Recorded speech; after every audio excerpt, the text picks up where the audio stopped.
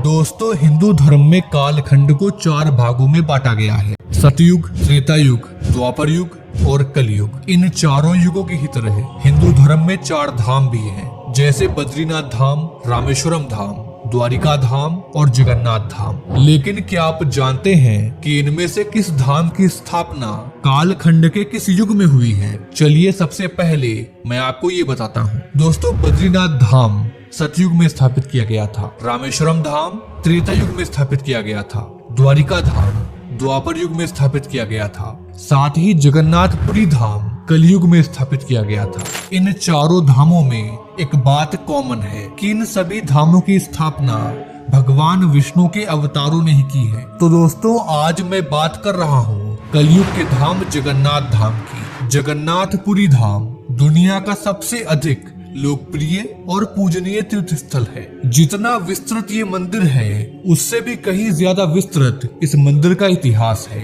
यानी कि हमारा इतिहास है। इस इतिहास के साक्षी हैं प्रभु श्री जगन्नाथ जी, जो अपनी बहन सुभद्रा और बड़े भैया बलदाऊ जी के साथ इस मंदिर में निवास करते हैं। इस मंदिर में भगवान की सिर्फ पूजा नहीं की जाती, बल्कि पूरा का पूरा त्योहार मनाया जाता है।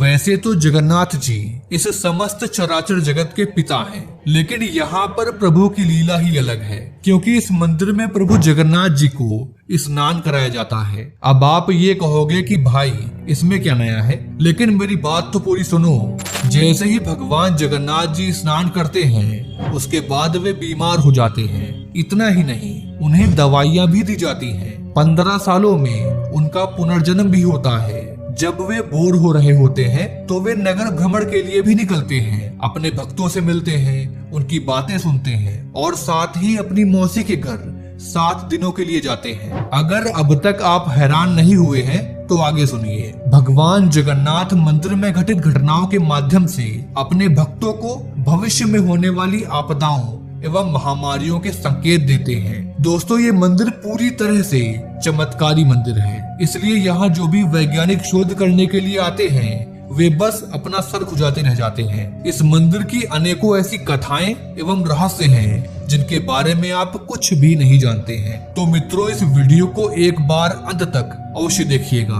क्योंकि इस वीडियो में मैं आपको जगन्नाथपुरी मंदिर का काला इतिहास बताऊंगा, जो कि आपसे छुपाया गया या फिर मिटा दिया गया। भगवान जगन्नाथ जी के चमत्कार बताऊंगा, पुरी मंदिर को लेकर की गई भविष्यवाणियां बताऊंगा, भगवान जगन्नाथ के 7 दिनों तक चलने वाले त्योहार यानी कि रथ यात्रा की पूरी कथा बताऊंगा। इसलिए इस वीडियो को एक लाइक अवश्य करें। वीडियो पसंद आए तो चैनल को सब्सक्राइब अवश्य करें और साथ ही नीचे कमेंट बॉक्स में एक बार सच्चे दिल से जय जगन्नाथ अवश्य लिखिए। मैं हूँ आपका दोस्त प्रतीक और चलिए शुरू से शुरू करते हैं। दोस्तों, अब आप भगवान जगन्नाथ को जानते हैं, उनकी पूजा आराधना करते हैं। आप ही नहीं बल्कि विदेशी लोग भी भगवान जगन्नाथ के दर्शन के लिए पुरी आते हैं। लेकिन कईयों साल पहले ऐसा बिल्कुल नहीं था। पहले विदेशों से कोई न कोई आता तो था, चाहे वो मुस्लिम आक्रमणकारी हो या फिर अंग्रेज ही क्यों ना हो। सबका बस यही उद्देश्य होता था कि या तो वे मंदिर को तोड़कर नष्ट कर दें या हिंदू मंदिरों को लूट लें और लूटे हुए खजाने को वे अपने देश ले जाएं। ऐसा कई बार हो चुका है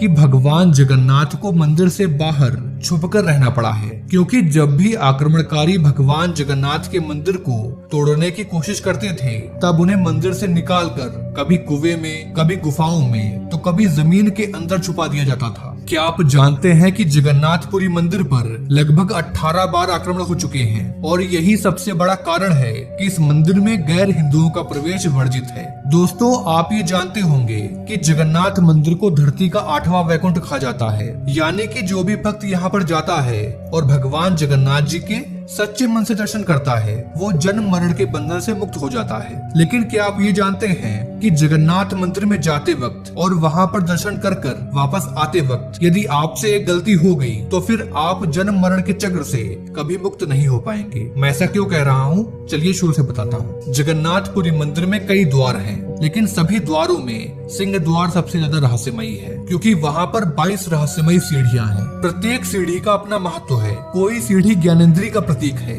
तो कोई सीढ़ी 5 तत्वों का, पर इनमें सबसे खास सीढ़ी है तीसरी सीढ़ी, जिसमें काले रंग का पत्थर जड़ा हुआ है, जो साक्षात यमशिला है। यानी कि यमराज जी का पत्थर। दोस्तों कलयुग की शुरुआत में जब यमराज जी ने यह देखा कि श्री जगन्नाथ के दर्शन करने वाले भक्त जन्म मरण से मुक्त हो जाते रहे हैं, चाहे वो कर्म कैसे भी करें, तो यमराज जी पुरी जाकर माता लक्ष्मी और जगन्नाथ जी को अपनी चिंता बताते हैं। माता लक्ष्मी यमराज जी को तुरंत चले जाने के लिए कहती हैं, क्योंकि जगन्नाथ जी ने लोगों को जन्म मृत्यु के चक्र से मुक्ति दिलाने के लिए पुरी को चुना था। तब जगन्नाथ जी यमराज जी को रोकते हैं और उन्हें 22 सीढ़ियों में तीसरी सीढ़ी पर लेट जाने के लिए कहते हैं और साथ ही उन्हें ये वरदान भी देते हैं कि यदि कोई मंदिर में प्रवेश करते वक्त आप पर पैर रखे तो उसके सभी पाप दूर हो जाएंगे, पर यदि कोई मंदिर से बाहर जाते वक्त आप पर पैर रख देगा तो आप उससे मेरे और मेरे मंदिर द्वारा प्राप्त सभी पुण्य छीन सकते हैं।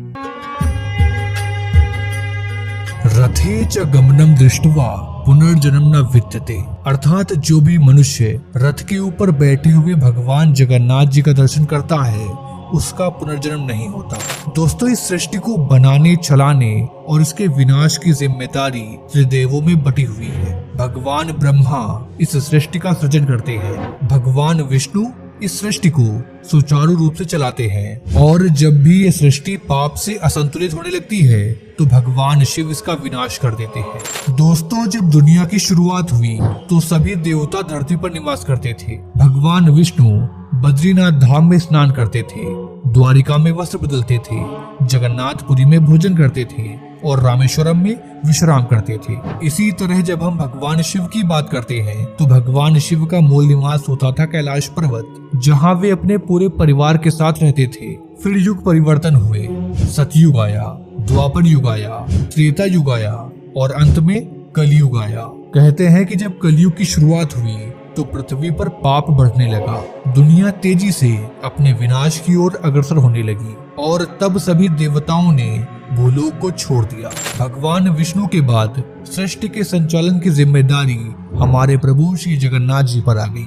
दोस्तों प्रभु श्री जगन्नाथ जी नाथों के नाथ हैं। यदि मैं आपसे कहूँ कि कलयुग में सिर्फ 2 ऐसे देवता हैं जो सबसे ज्यादा जागृत हैं, पहले है बल बुद्धि विद्या सभी में निपुण सर्वशक्तिशाली श्री हनुमान जी, वे आज भी इस कलयुग में जिंदा हैं, और दूसरे हैं नाथों के नाथ प्रभु श्री जगन्नाथ। भगवान जगन्नाथ जी हमारी ही तरह धरती पर हम सबके बीच रहते हैं। दोस्तों जगन्नाथ जी सृष्टि के साथ साथ हम सब पर अपनी दृष्टि जमाए रखते हैं। वे अपनी नगरी उड़ीसा के पुरी में विराजमान होकर लोगों की मनोकामनाएं पूर्ण करते हैं। दोस्तों क्या आपने भगवान विष्णु और जगन्नाथ जी की तस्वीर को जरा गौर से देखा है?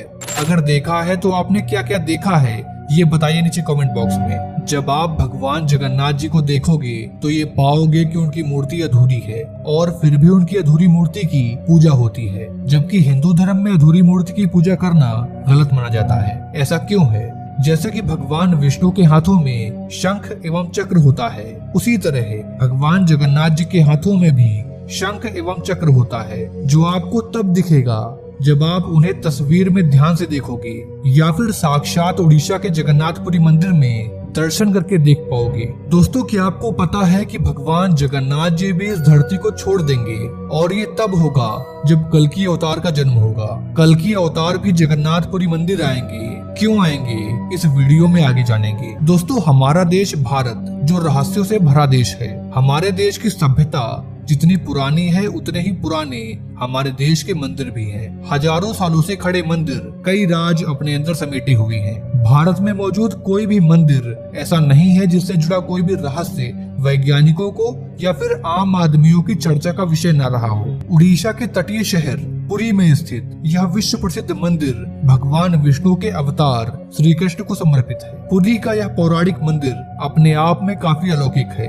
800 साल से भी ज्यादा पुराने इस मंदिर में ऐसे ऐसे रहस्य छुपे हुए हैं जो आपको हैरान कर देंगे। आपको भी जानना चाहिए कि भगवान श्री कृष्ण का हृदय आज भी जीवित है। भगवान श्री कृष्ण 16 कलाओं से युक्त ईश्वर के पूर्ण अवतार माने जाते हैं। वैसे तो श्री कृष्ण सर्वत्र व्याप्त हैं, लेकिन उन्हीं श्री कृष्ण के अवतारी शरीर का हृदय आज भी जीवित अवस्था में धड़क रहा है। दोस्तों कहा जाता है कि जब भगवान श्री कृष्ण ने अपनी देह त्याग की थी तब उनका अंतिम संस्कार किया गया था। अंतिम संस्कार में श्री कृष्ण की देह पूरी तरह से पंच तत्व में विलीन हो गई थी, लेकिन उनका हृदय वैसे का वैसा ही रह गया।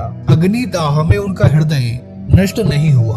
उनका हृदय एक जीवित व्यक्ति की तरह धड़क रहा था। कहा जाता है कि श्री कृष्ण की मृत्यु के बाद जरासवर नामक एक आदिवासी शिकारी ने उनके शरीर का अंतिम संस्कार किया था, लेकिन श्री कृष्ण का हृदय जला नहीं था। परंपरा के अनुसार पिंड को जल में प्रवाहित कर दिया गया था। जल शुद्ध के अनुसार उस पिंड ने एक लट्ठे का रूप ले लिया था। भगवान जगन्नाथ के भक्त राजा इंद्रद्युम्न को यह लट्ठा मिला।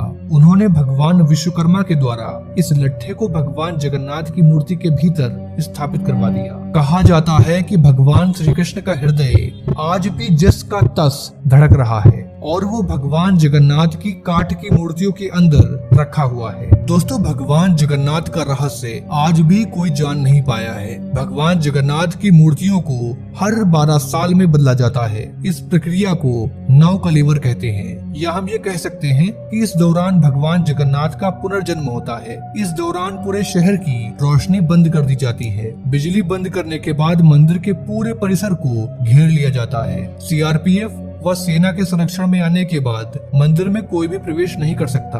पुजारी की आंखों पर पट्टी बांध दी जाती है।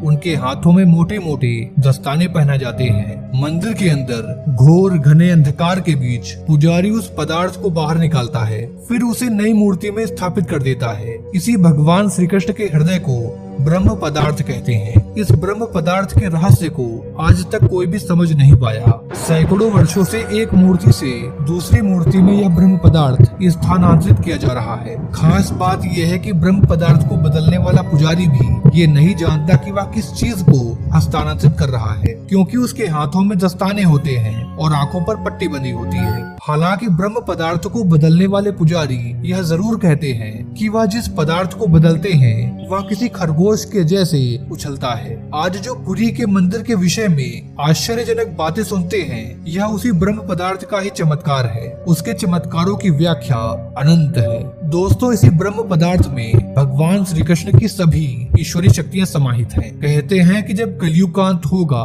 और कल की अवतार जन्म लेंगे, तब जगन्नाथपुरी मंदिर समंदर में समा जाएगा। फिर भगवान जगन्नाथ जी की मूर्तियों को छतिया पटा में शिफ्ट कर दिया जाएगा। इसी दौरान भगवान कल की जगन्नाथपुरी मंदिर के अंदर रखे ब्रह्म पदार्थ से सभी शक्तियों को खुद में समाहित कर लेंगे। फिर ब्रह्म पदार्थ का धड़कना बंद हो जाएगा। अब आगे बात करते हैं कि ब्रह्म पदार्थ पर विज्ञान क्या कहता है। दोस्तों, ब्रह्म पदार्थ को आधुनिक विज्ञान के दृष्टिकोण से समझने की कोशिश करते हैं कि वह आखिर है क्या। हम सभी को पता है कि माँ के गर्भ में पिता के शुक्राणुओं के अंड निषेचन से शरीर का निर्माण शुरू हो जाता है। जहाँ शरीर निर्माण तो जारी रहता है, लेकिन उस शरीर में धड़कन 2 से 3 महीने के बाद शुरू होती है। यहाँ पर आधुनिक विज्ञान बिल्कुल खामोश हो जाता है। ऐसा कैसे होता है? आखिर वह कौन सा तत्व है जिसके शरीर में प्रवेश होते ही धड़कन शुरू हो जाती है? इसके बारे में विज्ञान आज तक कुछ भी बता नहीं पाया है, जबकि हमारे ऋषियों ने इससे बहुत साल पहले ही खोज लिया था, जिसे सनातन धर्म में प्राण ऊर्जा के नाम से संबोधित किया जाता है। प्राण ऊर्जा ही वह ऊर्जा है जो इस नश्वर शरीर को जीवांतता प्रदान करती है, जो जड़ शरीर में चेतना विस्तारित करती है। तो प्राण ऊर्जा ही मूल है और असीमित भी। दोस्तों, ये प्राण ऊर्जा सृष्टि की सृजनात्मक ऊर्जा का ही एक अंश है। इसको ऐसे समझ सकते हैं, अगर हम शरीर को ट्रांसफार्मर मान लें और प्राण ऊर्जा को विद्युत, तो यह शरीर के ऊपर है कि वह 220 वोल्ट तक की ऊर्जा को ग्रहण करे या फिर 21,000 वोल्ट तक की ऊर्जा को। इस ऊर्जा से शरीर को केवल जीवंतता ही नहीं मिलती, बल्कि आश्चर्यजनक और अचंभित कर देने वाले परिणाम भी देखने को मिलते हैं। हमारे यहाँ तो योगियों ने इस ऊर्जा को संकलित करके जीवित रहते ही शरीर के बाहर निकल जाने की व्यवस्था को खोजा है। फिर अपनी मर्जी से शरीर में पुनः प्रवेश करने के मार्ग को भी खोजा, जिसे हम सभी परकाया प्रवेश के नाम से जानते हैं। ऐसे ही हिमालय की गुफाओं में तपस्यारत योगियों के बारे में सुना होगा, जिनकी तपस्या के मार्ग में यह शरीर कभी भी बाधा नहीं रहता। तो जरा सोचिए कि जिस श्री कृष्ण को पूर्णावतार माना जाता है, उनकी ऊर्जा की सीमा क्या रही होगी, उसकी पराकाष्ठा क्या रही होगी। दोस्तों, अब जरा जगन्नाथ मंदिर के रहस्य को जान लेते हैं। जगन्नाथ रथ यात्रा का रहस्य। उड़ीसा के पुरी में निकलने वाली रथ यात्रा 500 सालों से चली आ रही है। इसके बारे में स्कंद पुराण, नारद पुराण, पद्म पुराण और ब्रह्म पुराण में वर्णन किया गया है। इसमें भगवान जगन्नाथ जी के साथ साथ भाई बलभद्र व बहन सुभद्रा जी रथ पर सवार होती हैं। मान्यता है कि रथों को खींचने वालों को मोक्ष की प्राप्ति होती है। यह यात्रा 9 दिनों तक चलती है। यह एक ऐसा उत्सव है जिसमें स्वयं भगवान जगन्नाथ रथ पर बैठकर घूमने निकलते हैं। इस उत्सव में भगवान जगन्नाथ रथ पर सवार होकर पूरे नगर का भ्रमण करते हैं। अंत में अपनी मौसी के घर गुंडीचा मंदिर पहुंचते हैं। रथ यात्रा के दौरान हर साल एक घटना घटती है, वह इस दिन बारिश का होना है। इस बात का इतिहास गवाह है कि रथ यात्रा का कोई भी साल ऐसा नहीं गुजरा जब रथ यात्रा के दौरान बारिश न हुई हो। इस पर कई बार बुद्धिजीवियों में चर्चा हुई। यह कहा गया कि यह मात्र एक संयोग है। संयोग कुछ बार तो हो सकता है, लेकिन सालों से रथ यात्रा के दौरान बारिश का होना कोई संयोग नहीं हो सकता। भगवान जगन्नाथ के रथ का मजार पर रुकने का रहस्य। हैरानी की बात यह है कि हिंदू धर्म के देवता का मुस्लिम मजार से क्या रिश्ता है। कहानी यह है कि जब भारत में मुगलों का शासन हुआ करता था, तब उनकी सेना में सालबेग नामक एक वीर था। सालबेग के पिता मुस्लिम और माँ हिंदू थी। एक युद्ध के दौरान सालबेग के माथे पर गहरी चोट लगी। इस चोट के ठीक न होने की वजह से उसे सेना से निकाल दिया गया। उसकी माँ ने सालबेग को दुखी देखकर उसे भगवान जगन्नाथ के दरबार में जाने के लिए कहा। सालबेग अपनी माँ की बात मानकर भगवान की भक्ति करने लगा। अपने मुस्लिम भक्त की भक्ति से भगवान जगन्नाथ इतना प्रसन्न हुए कि वह उनके सपने में आए। सालबेग ने सुबह उठकर अपनी चोट को सही पाया तो भगवान का गुणगान करते हुए भगवान जगन्नाथ के मंदिर पहुंच गया, लेकिन मुस्लिम होने के कारण उसे अंदर जाने नहीं दिया गया। तब सालबेग ने कहा, अगर वह जगन्नाथ जी का सच्चा भक्त है तो वह उसे दर्शन देने खुद ब खुद आएंगे। सालबेग जब तक जीवित रहा तब तक वह भगवान की भक्ति करता रहा, लेकिन उसे भगवान के दर्शन नहीं हो पाए। लेकिन जब उसकी मृत्यु हुई तो उसी वर्ष भगवान जगन्नाथ जी की रथ यात्रा के दौरान भगवान का रथ अपने आप ही सालबेग की मजार के सामने जाकर रुक गया। लोगों ने बहुत ही कोशिश की, लेकिन रथ 1 इंच भी नहीं हिला। तब किसी ने भगवान के परम भक्त सालबेग के बारे में बताया। इसके बाद वहां मौजूद सभी लोगों ने सालबेग के नाम की जयकारे लगाए। तब जाकर भगवान जगन्नाथ का रथ आगे बढ़ा। तब से हर वर्ष ऐसा ही होता है। दोस्तों, अगर आपने रथ यात्रा नहीं देखी और आप भी वहां शामिल होकर भगवान के दर्शन करना चाहते हैं तो इस वीडियो को अंत तक जरूर देखिएगा। इस वीडियो में मैं आपको भगवान श्री जगन्नाथ जी की रथ यात्रा यानी कि कार फेस्टिवल की संपूर्ण जानकारी विस्तार से दूंगा। दोस्तों, पूरी रथ यात्रा के लिए बलराम, श्री कृष्ण और देवी सुभद्रा के लिए 3 अलग अलग रथ निर्मित किए जाते हैं। रथ यात्रा में सबसे आगे बलराम जी का रथ, उसके बाद बीच में देवी सुभद्रा जी का रथ और सबसे पीछे भगवान श्री जगन्नाथ जी का रथ होता है। इसे उनके रंगों और ऊंचाई से पहचाना जाता है। दोस्तों, जगन्नाथपुरी में रथ यात्रा की परंपरा में बहुत तरह की रस्में निभाई जाती हैं। प्रभु जगन्नाथ की यात्रा उनके मंदिर से प्रारंभ होती है और 2 किलोमीटर के मार्ग का सफर तय करती है। ज्येष्ठ पूर्णिमा के दिन प्रभु जगन्नाथ को बड़े भाई बलराम जी तथा बहन सुभद्रा के साथ रथ सिंहासन से उतारकर मंदिर के पास बने स्नान मंडप में लाया जाता है। उसके बाद 108 कलशों से उनका शाही स्नान होता है। दोस्तों, फिर मान्यता ये है कि इस स्नान के बाद प्रभु बीमार हो जाते हैं, फिर उन्हें बुखार आता है। तब 15 दिन तक प्रभु श्री जगन्नाथ जी को एक विशेष कक्ष में रखा जाता है जिसे ओसर घर कहते हैं। इस 15 दिन की अवधि में महाप्रभु को मंदिर के प्रमुख सेवकों और वैद्यों के अलावा और कोई देख नहीं सकता। इस दौरान मंदिर में महाप्रभु के प्रतिनिधि अलारनाथ जी की प्रतिमा स्थापित की जाती है तथा उनकी पूजा अर्चना की जाती है। 15 दिन बाद भगवान स्वस्थ होकर कक्ष से बाहर निकलते हैं और भक्तों को दर्शन देते हैं, जिसे नव यवन यानी कि नेत्र उत्सव कहते हैं। इसके बाद द्वितीय के दिन महाप्रभु श्री कृष्ण और बड़े भाई बलराम जी तथा बहन सुभद्रा जी के साथ बाहर राजमार्ग पर आते हैं और रथ पर विराजमान होकर नगर भ्रमण पर निकलते हैं। रथ यात्रा में भगवान जगन्नाथ के अलावा उनके बड़े भाई बलराम, उनकी बहन सुभद्रा के साथ रथ यात्रा शुरू होती है। दोस्तों, रथ यात्रा जगन्नाथ मंदिर से शुरू होकर गुंडीचा मंदिर तक पहुंचती है। गुंडीचा या फिर गुंडीचा राजा इंद्रद्युम्न की पत्नी थी, जिसने गुफा में बैठकर तब तक तपस्या की थी जब तक कि राजा इंद्रद्युम्न ब्रह्मलोक से लौट कर नहीं आ गए थे। उनकी तपस्या के चलते ही वह देवी बन गई थी और उनके तप बल के कारण ही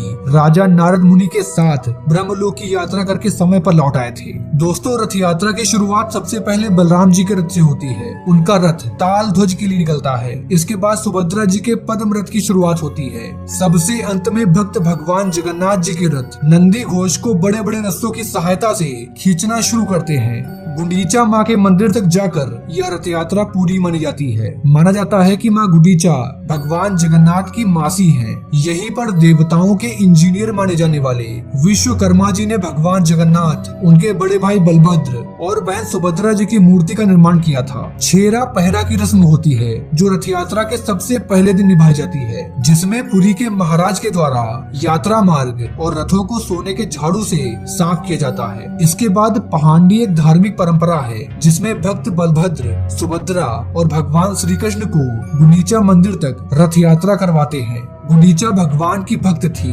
मान्यता है कि भक्ति का सम्मान करते हुए भगवान हर साल उनसे मिलने आते हैं। जगन्नाथपुरी में भक्त भगवान के रथ को खींचते हुए 2 किलोमीटर की दूरी पर स्थित गुंडीचा मंदिर तक ले जाते हैं और 90 दिन वापस लाया जाता है। गुंडीचा मार्जन परंपरा के अनुसार रथ यात्रा से एक दिन पहले श्रद्धालुओं के द्वारा गुंडीचा मंदिर को शुद्ध जल से धोकर साफ किया जाता है। जब रथ यात्रा गुंडीचा मंदिर में पहुंचती है तब भगवान जगन्नाथ, सुभद्रा एवं बलभद्र जी को विविध पूर्वक स्नान कराया जाता है और उन्हें पवित्र वस्त्र पहनाए जाते हैं। यात्रा के 5वें दिन हेरा पंचमी का महत्व है। इस दिन माँ लक्ष्मी भगवान जगन्नाथ को खोजने आती है, जो अपना मंदिर छोड़कर यात्रा में निकल गए हैं। रथ यात्रा जब जगन्नाथ मंदिर वापस पहुँचती है तो सभी प्रतिमाएं रथ में ही रहती है। देवी देवताओं के लिए मंदिर के द्वार अगले दिन एकादशी को खोले जाते हैं। तब कई तरीकों से स्नान करवाकर वैदिक मंत्रोच्चार के बीच मूर्तियों को पुनः प्रतिष्ठित किया जाता है।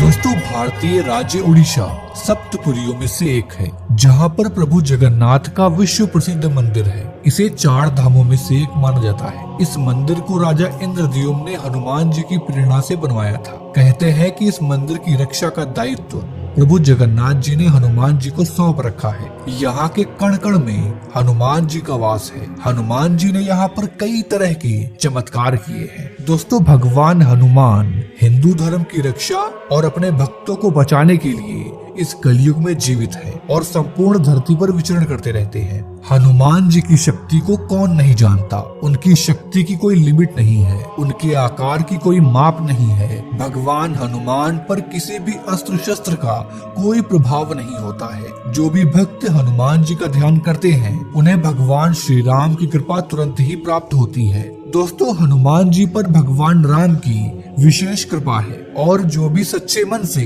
भगवान राम और हनुमान जी का ध्यान करता है उसकी सभी परेशानियों का अंत हो जाता है। हनुमान जी भगवान शिव के 11वें रुद्र अवतार, सबसे ज्यादा बलवान और बुद्धिमान हैं। कहते हैं कि हनुमान जी केवल भक्तों की ही नहीं बल्कि भगवान की भी रक्षा करते हैं। दोस्तों, क्या आपको पता है कि जगन्नाथपुरी में हनुमान जी को बांध कर रखा गया है और भक्त उन्हें जंजीरों में बंधे हुए ही पूजते हैं। जब आप जगन्नाथपुरी धाम जाएंगे तो आप भी भगवान जगन्नाथ और हनुमान जी के चमत्कारों को महसूस कर पाएंगे। दोस्तों, जगन्नाथपुरी एक वैकुंठ है। वैकुंठ का शाब्दिक अर्थ होता है जहाँ पर कुंठा ना हो। कुंठा यानी कि निष्क्रियता, अकर्मण्यता, निराशा, हताशा, आलस्य और दरिद्रता। इसका मतलब हुआ कि वैकुंठ धाम एक ऐसा स्थान है जहाँ कर्महीनता नहीं है, निष्क्रियता नहीं है। कहते हैं कि मरने के बाद पुण्य कर्म करने वाले लोग स्वर्ग या फिर वैकुंठ जाते हैं। हिंदू धर्म के अनुसार कैलाश पर्वत पर महादेव, ब्रह्मलोक में ब्रह्मदेव बसते हैं। उसी तरह भगवान विष्णु का निवास वैकुंठ में बताया गया है। दोस्तों, चाहे कोई भी युग हो, हर युग में भगवान हनुमान और राम जी की जोड़ी अवश्य देखने को मिलती है, क्योंकि हनुमान जी अपने प्रभु से दूर नहीं रह सकते। दोस्तों, कहते हैं कि स्वयं भगवान जगन्नाथ जी ने ही हनुमान जी को जंजीरों से बांधा था और तब से ही वे जगन्नाथपुरी में बंधी हुई अवस्था में विराजित हैं। चलिए आज का वीडियो शुरू करते हैं और आपको बताते हैं कि जगन्नाथपुरी धाम में महाबली हनुमान जी को बांधा क्यों गया है और जगन्नाथपुरी में ऐसे कौन कौन से चमत्कार हैं जो हनुमान जी कर रहे हैं। कहते हैं कि भगवान जगन्नाथ ने इस मंदिर की रक्षा की जिम्मेदारी हनुमान जी को सौंप रखी है। दोस्तों, जिस तरह से महाभारत युद्ध में हनुमान जी अर्जुन के रथ पर विराजमान थे ताकि वे अर्जुन को सभी शक्तिशाली अस्त्र एवं शस्त्र से बचा सके, उसी तरह से भगवान हनुमान कलयुग में जगन्नाथ जी की रक्षा के लिए विराजमान है। जगन्नाथ मंदिर के 4 द्वार हैं और हर एक द्वार पर हनुमान जी का एक मंदिर है, जिसमें हनुमान जी अलग अलग रूपों में रहकर अपने भगवान जगन्नाथ की सेवा करते हैं। या फिर ये कह सकते हैं कि हनुमान जी चारों द्वारों पर रहकर मंदिर की रक्षा करते हैं। मित्रों, मंदिर के पूर्वी द्वार पर हनुमान जी को फट हनुमान के रूप में पूजा जाता है। पश्चिमी द्वार पर हनुमान जी की लगभग 4 फीट ऊंची मूर्ति है और यहाँ उन्हें कान पाटा हनुमान के नाम से जाना जाता है। मंदिर के उत्तरी द्वार पर हनुमान जी के 4 हाथ हैं और चारों हाथों में वे चक्र पकड़े हुए हैं और यहाँ उन्हें अष्टभुज हनुमान के रूप में पूजा जाता है। वहीं दक्षिणी द्वार पर हनुमान जी की 7 फीट ऊंची मूर्ति है और यहाँ उन्हें 12 भाई हनुमान के रूप में पूजा जाता है। मित्रों, जगन्नाथ मंदिर के दक्षिणी द्वार के पास जो हनुमान मंदिर है उसके लिए कहा जाता है कि इस मंदिर का निर्माण जगत गुरु आदि शंकराचार्य ने करवाया था। कहते हैं कि समुद्र की लहरें कभी भी मंदिर के आंगन में आ जाती थी, जिससे वहां पर आए भक्तों को बहुत परेशानी होती थी। इसे रोकने के लिए आदि गुरु शंकराचार्य ने मंदिर के दक्षिणी द्वार पर हनुमान जी की मूर्ति स्थापित की, उनका आह्वान किया और हनुमान जी से समुद्र को रोक कर रखने की प्रार्थना की। कहा जाता है कि उसके बाद से हनुमान जी की कृपा से समुद्र की लहरें या फिर कोई भी प्राकृतिक आपदा उस मंदिर को लांघकर कभी भी जगन्नाथ मंदिर में प्रवेश नहीं की। यहाँ तक कि लोगों का ये भी कहना है कि जब साल 2019 में उड़ीसा में आए भयंकर चक्रवाती तूफान फानी ने पुरी में बहुत ही ज्यादा भयंकर तबाही मचाई थी, तब भी समुद्र की लहरें ज्यादा अंदर तक नहीं घुस पाई थी और जगन्नाथ मंदिर के मुख्य ढांचे को भी कोई भी नुकसान नहीं पहुंचा पाई थी। मित्रों, इसी तरह मंदिर की बाकी दिशाओं में भी हनुमान जी भगवान जगन्नाथ के रक्षक के रूप में विराजमान हैं, जिनसे जुड़ी अलग अलग कहानियां हैं। मंदिर के मुख्य द्वार के सामने भी जो समुद्र है वहां पर भी बेड़ी हनुमान का मंदिर है।